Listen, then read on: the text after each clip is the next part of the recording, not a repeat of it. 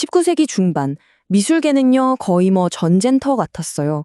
수백 년 동안 절대적이라고 믿었던 규칙들이 와르르 무너져 내렸고 그 폐허 위에서 완전히 새로운 예술이 태어났죠. 오늘은 바로 그 가장 아름답고 위대했던 반란의 이야기 속으로 한번 들어가 볼까 합니다. 아니, 대체 무슨 일이 있었던 걸까요? 수세기 동안 모두가 찬양하던 저렇게 완벽하고 사실적인 그림들이 왜 갑자기 낡은 취급을 받게 되고 이렇게 뭔가 거칠고 미완성처럼 보이는 그림들이 그 자리를 차지하게 된 걸까요?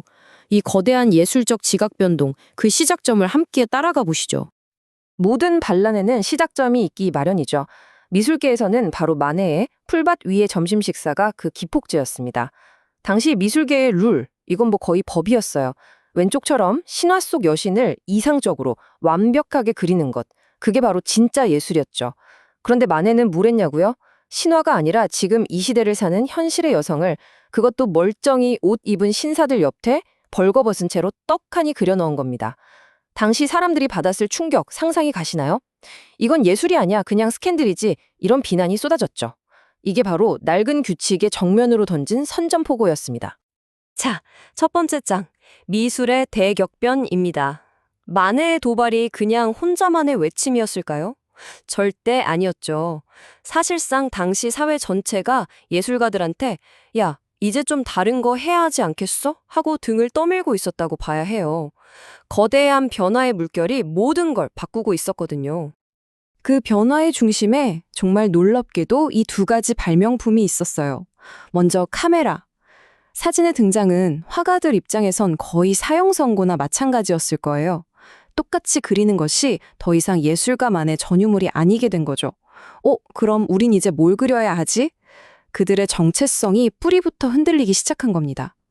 그리고 두 번째, 휴대용 튜브 물감. 이 작은 혁신이 진짜 게임 체인저였죠. 덕분에 화가들은 드디어 작업실이라는 감옥에서 탈출해서 세상의 진짜 빛 속으로 걸어나갈 수 있게 된 거예요. 이 두 가지가 만나면서 새로운 예술이 태어날 무대가 완벽하게 갖춰진 겁니다. 두 번째 장, 인상주의입니다. 새로운 무기, 그러니까 새로운 질문과 자유를 손에 쥔 첫 번째 반란군들이 등장합니다. 바로 인상주의자들이죠.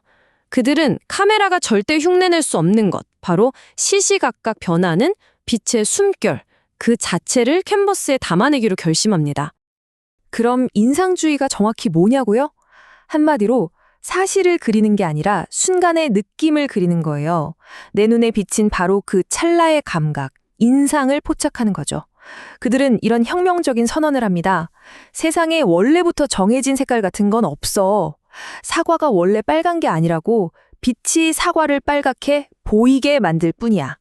이 생각 하나가 미술의 모든 걸 바꿔놓았습니다.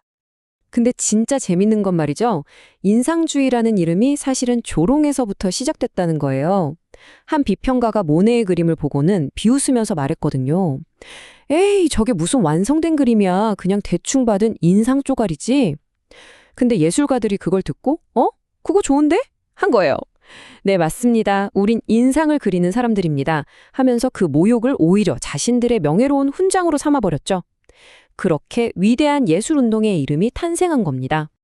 이 사람들의 작업 방식은요, 기존 화가들하고는 그냥 180도 달랐어요. 스튜디오 박차고 나와서 야외의 햇살 안에서 그림을 그렸죠.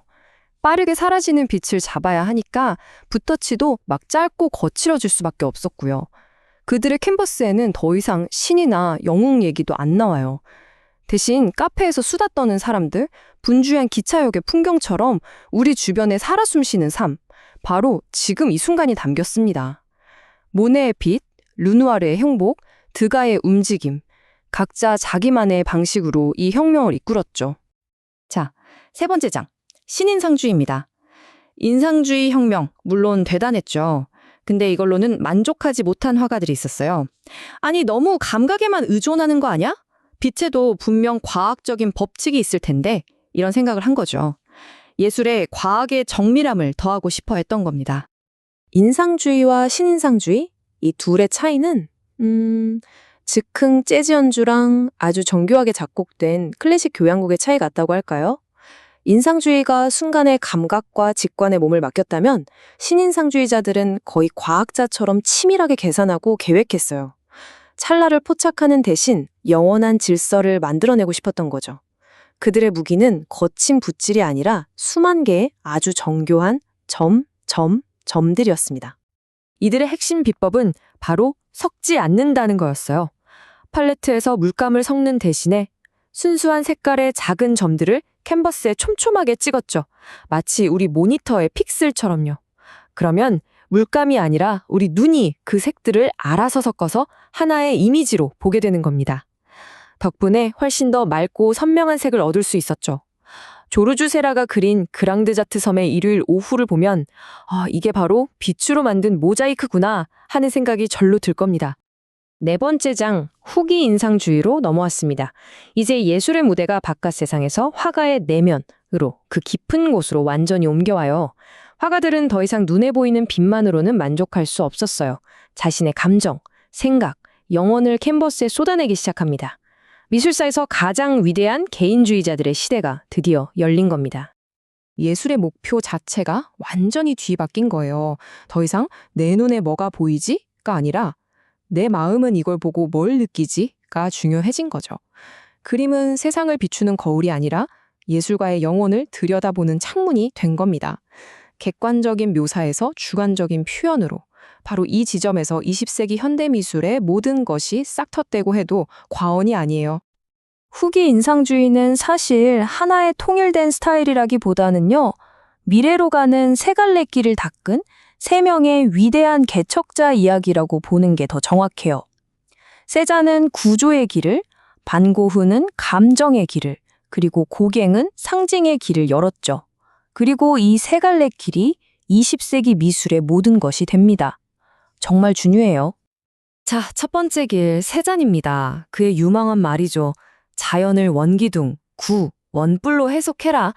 그는 인상주의 그림들이 빛 속에서 형태가 흐물음을 녹아내리는 걸 보면서 생각했어요.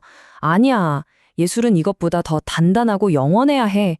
그래서 사물의 껍데기가 아니라 그 안에 숨어있는 본질적인 뼈대, 그 구조를 그리려고 했던 겁니다. 그의 사과 그림이 실제 사과보다 더 사과답게 느껴지는 이유가 바로 여기에 있죠. 두 번째 길은 반고흐의 길입니다. 그에게 캔버스는 그냥 그림 그리는 판이 아니었어요. 자신의 영혼을 토해내는 곳이었죠. 저 별이 빛나는 밤의 격렬한 소용돌이를 한번 보세요.